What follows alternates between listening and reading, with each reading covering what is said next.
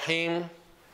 الحمد لله رب العالمين، وأفضل الصلاة وأتم التسليم على سيدنا محمد سيد الأولين والآخرين حبيب رب العالمين صلى الله عليه وعلى آله وصحبه الغر الميامين.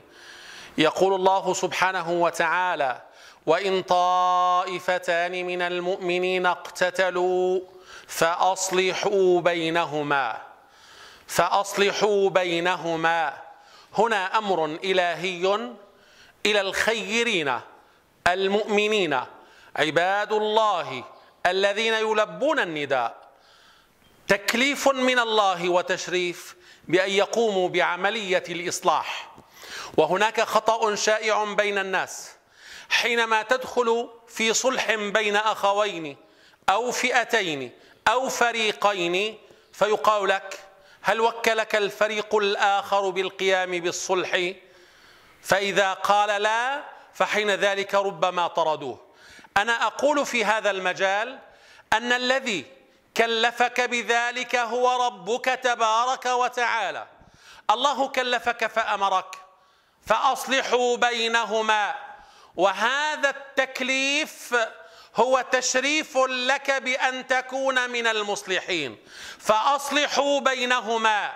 والصلح أيها الأحبة له أصول وآداب وفنون ينبغي أن يتعلمها المصلح حتى لا يوقع عداوة أخرى. فإن كثيرا من المصلحين يقوم بالإصلاح تراه في حياته جلها يكذب وهو يبيح الكذب، وإذا ما دخل في الإصلاح يقول: إنني لا أكذب، وينقل الكلام من الخصم إلى الخصم. فهل هذا يعلم فنون الإصلاح؟ لا شك أنه لا يعلم بأن النبي صلى الله عليه وسلم أحل محرما في الإصلاح، ألا وهو الكذب. الكذب من الكبائر وهو من المحرمات، نعم، ولكنه جائز في الإصلاح.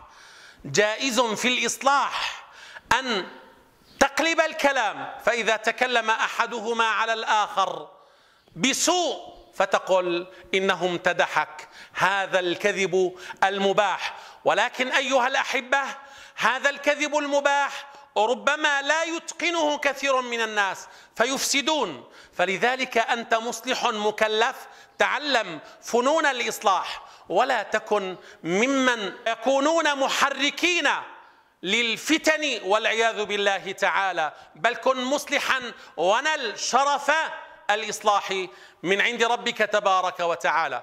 ثم انظر إلى بداية الآية: وإن طائفتان من المؤمنين اقتتلوا. لماذا لم يقل ربنا اقتتلتا تثنية؟ إنه جمع، وما أقبح هذا الجمع، إذ أنهم يجتمعون على القتال. نعم، لأنه فعل قبيح، اجتمعوا على القتال، فلذلك جعله الله جمعا لينتبهوا إلى أنه جمع قبيح، اجتمعوا على القتل والعياذ بالله تعالى. فسمة الإصلاح سمة الصالحين، سمة عباد الله سبحانه وتعالى، فكن منهم. أسأل الله أن يجعلك منهم وأن يوفقك للإصلاح، إنه أكرم مسؤول سبحانه. بسم الله.